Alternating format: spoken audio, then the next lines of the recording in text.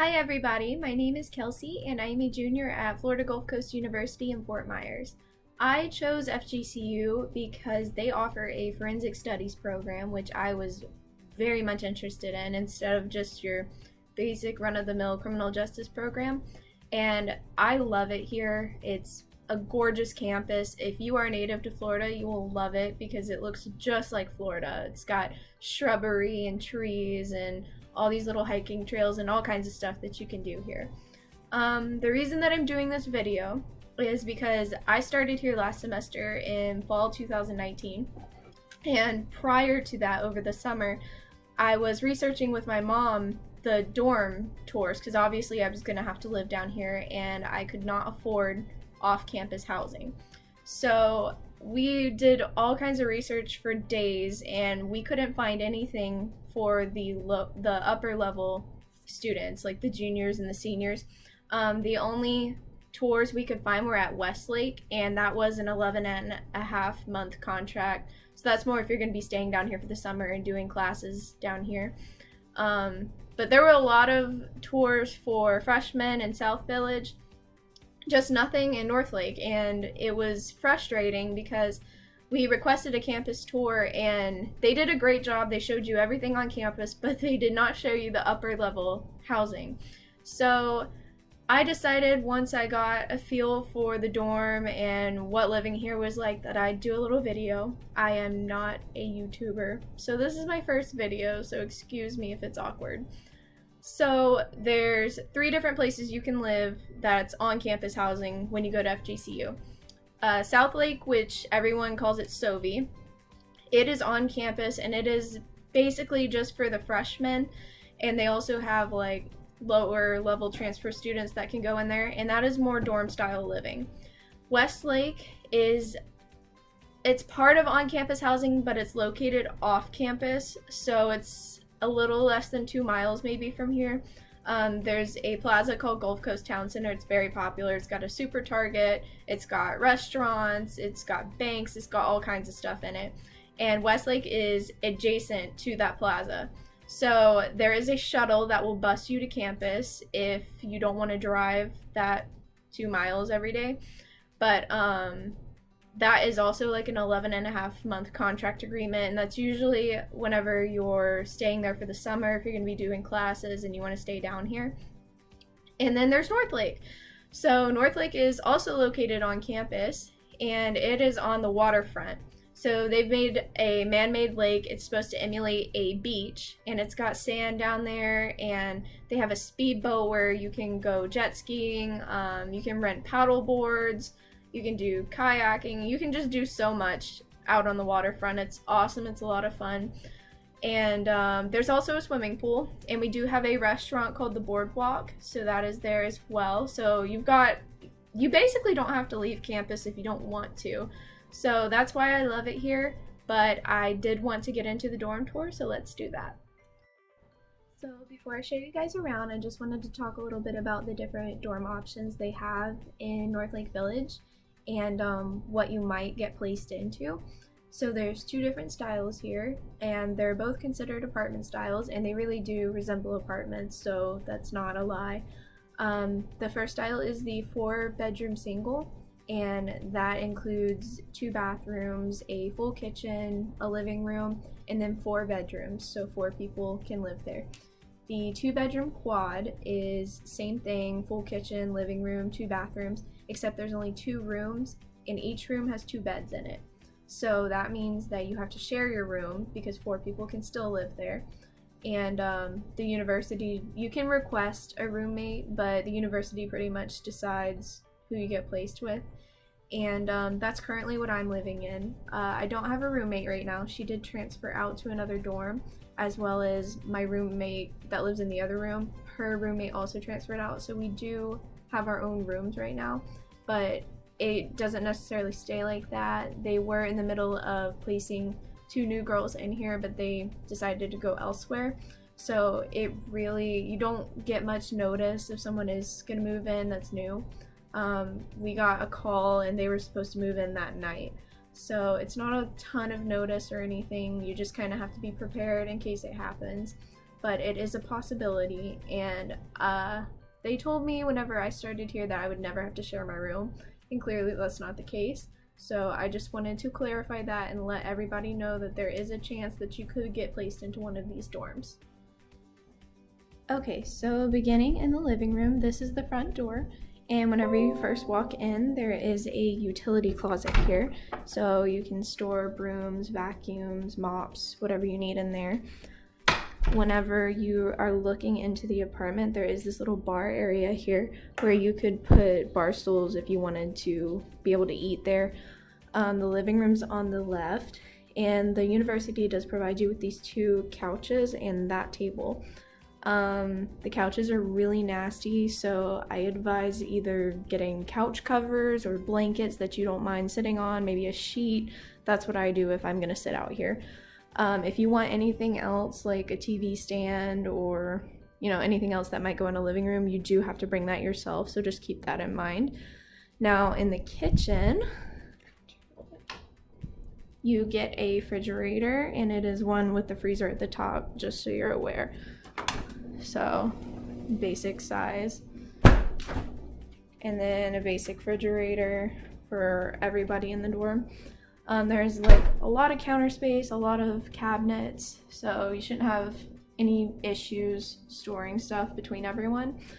There is a stovetop and an oven, and you get a dishwasher, and the microwave as well. So all of that is included, and you can put in work orders if anything stops working, so that's a really great thing to have. Alright, so moving from the kitchen, this is the little hallway down to everyone's rooms, and this is the bathroom area. So you get 2 sinks here, 2 counters, which it's really great that they're separate from the actual bathrooms because you do have to share your bathroom. So if you end up needing to brush your teeth and your roommate's in the shower, then you can do that and you don't have to go in there and barge in. So the bathrooms are on either side,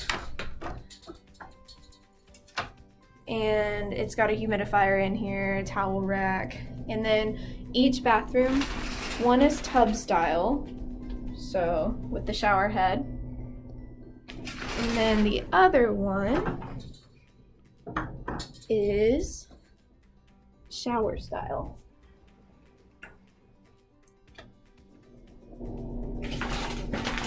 So it's kind of just first come, first serve. You're not really assigned a bathroom, so you just kind of have to discuss amongst your roommates whether or not you want a certain one or whatever you want to do. And then there's 2 rooms, like I said, so 2 people in each room. That is my roommate's room. This is mine. Alright, so in each room you're going to get 2 beds, and they're going to be on either side of the wall. And they are twin extra long, so if you need to buy sheets or bedding for it, just keep that in mind. You each are going to get a 3-drawer little nightstand like this, and the drawers are very big. There's a lot of room in there, so you shouldn't have too much problem finding storage. All of my stuff is stored under my bed, so the best little things to get are these little racks, the 3-tier racks, and you can just put everything on those in little boxes.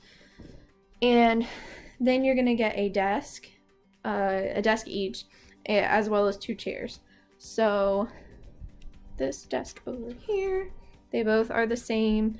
You can bring mini fridges, which I have, so I like to keep my food separate from my roommates. Then the closet, which is the most important part. So the closet is kind of rough, I'm not gonna lie. If you have a lot of clothes, it's going to be tough for you to fit them all, so I encourage you to trim down your wardrobe and try to only bring what you need, or try to leave stuff at home if you can. Technically, I'm not supposed to have anything on these racks over here in case another girl moves in, but I do right now, but they can easily fit back over here. It's just going to be a tight squeeze. So you get little shelving on each side, and then you have enough room to fit 2 of these 3-drawer storage bins, and I highly recommend them because there is not a lot of cabinet space under your sink. So if you want to put toiletries in there, or socks, underwear, whatever you choose. Alright, so another thing I was very concerned about whenever I started coming here was whether the door locked or not, and a lot of people didn't go over that in the videos. So your front door, it locks automatically. You don't have even a choice of leaving it unlocked. Now the bedroom doors, they automatically stay unlocked unless you come in here and twist this little thing. You have to twist it and push in order for it to auto lock whenever you close. So I think I'm gonna add on just a little bit to this. Just some information I wish I would have known, or some things that you guys might be interested in. I'm not sure. I don't really know what I'm doing, but hopefully this is helpful for y'all, because I felt helpless whenever I started coming here. So the mattresses are this material to where if they get wet they can be easily wiped down. They don't have to get replaced a lot. So since they are like that, they are extremely uncomfortable. So a mattress topper is something I didn't think I would need because I'm not super picky about my mattresses. But I mean, after the first semester here, I started having back problems and neck problems. So they really are that uncomfortable, and that mattress topper is a necessity. I got one for Christmas, and ever since I put it on, my back feels so much better, my neck feels great, I don't have any more problems, so it's awesome. Another thing, if you are planning on raising these beds as high as they go, and you are 5'5" or shorter, maybe even taller than 5'5". I'm 5'5" and I cannot get onto the bed myself, so I have a little step stool. They sell them super cheap at Walmart, TJ Maxx, wherever you want to go. But otherwise, you're not going to be able to get onto your bed because it's so tall. Another thing, laundry. So there are, I want to say maybe 4 laundry facilities around North Lake, and they're located in different spots. So laundry is $1.25 to wash and $1 to dry. The dryer only runs for 60 minutes and it doesn't do a very good job if you have a lot of clothes in there. So I know my last roommate had bought one of those like standing dryer type things, so she'd dry like heavier clothes like jeans and jackets in there. It's not necessary. You can always air dry stuff, but just so you have a heads up. Shuttles. So the shuttle was so confusing to me whenever I first started going here. I had no idea. There was not a lot of explanation on it, so I'm gonna kind of break it down a little bit. Hopefully it makes sense to you guys. So like I said, there's different laundry facilities, and I think it's about 4 of them around North Lake. And actually I will pull it up. So the shuttles are what take you to campus, because if you live here on campus, you are not allowed to drive between the hours of 7 a.m. to 6 or something crazy like that. Basically, you can't start driving until after 6. So you're not allowed to park in any of the parking garages, and the reason they do that is because they want to assure that there are commuter student spots, so that they definitely get a spot because they're having to travel here. So there are, let's see. Okay, so I thought I could pull it up on the app, but since it's Saturday, the shuttle does not run on the weekends, so they do not have the app up apparently. But anyways, all of the laundry facilities are shuttle stops, as well as the Boardwalk restaurant, and I think that's it. So whatever stop you're closest to, you have to arrive to. They're not really on a set schedule. There's the North Lake Reverse and the North Lake Forward. So one of them will go forward through the whole facility, and then the other will go backwards. So they intertwine sometimes. Sometimes they reach a spot at the same time, but they do it that way so that it's kind of always flowing. So I would say I usually, if I have class at 12 o'clock, I'll usually go down there by 11:30, just in case, because you might have just missed a shuttle, or you might get there a little early, but either way there could be stops along the way, or we got stuck behind a car that wouldn't start one day, so that put us like 10 minutes behind, so luckily I had left early enough. So that is another thing to keep in mind. You can walk to campus too. It's not super far or anything. It's probably 10-15 minutes, probably closer to 10. And that's just totally up to you, whatever you want to do. They don't run on the weekends, so you can drive to campus on the weekend if you have a Saturday class, or if you have a night class, then you can drive and park on campus. Alright, so as far as the rules go for the dorms, there are a few. You will have an RA assigned to your building or to a few buildings or however they set them up. In my case, I'm one of the smaller buildings, so my RA just has us, and it's about 7 dorms, so they're a little more thorough sometimes. You can't have string lights. You can have them if it's Christmas time. They have a certain date, and you'll see all of this if you end up living here. You'll see it all in your manual. Also, another thing that they are very strict about that I actually got points against me for was the posters and any decorations you have on the wall, really. Those cannot be 18 inches from the ceiling. They have to be at least 18 inches from the ceiling. So I had to move all of my stuff down, and I also had to take a bunch down because they said it covered more than 25 or 50% of the wall, and you're not allowed to do that apparently. So that is something that they do check, and just a heads up, otherwise you'll get points against you. I don't really know what the points do yet. They haven't gone into them. There's supposed to be an RA meeting at the beginning of each semester, each term, whenever you get assigned to a building. I unfortunately could not go because I was scheduled to work during all of the times that she had allotted for. So I don't know what the points do, but they can't be good, so just keep that in mind. You also can't have any like alcohol bottles. You can't put anything on the tops of the kitchen cabinets. Like, I know some people will decorate the tops with like empty alcohol bottles. You can't do that. You can't have candles. I do have some candles, but I keep them away and I'm smart with them. I don't leave them burning. So that's just another thing to keep in mind.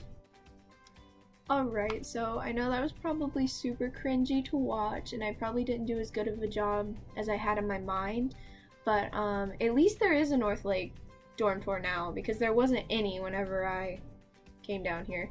So I hope that I provided some information that was helpful for you, and I'm gonna put some still pictures at the end, and as well as like screenshots from the FGCU website that show the layout of the dorms and the cost and amenities, stuff like that. Even like the dimensions of like the windows if you want to get curtains and stuff. So I am going to put that at the end, and you can just kind of pause and read if you want. I'm not great with editing, so just gonna do it the easy way. But I hope that this was helpful for you, and I hope you choose FGCU because it is a great school.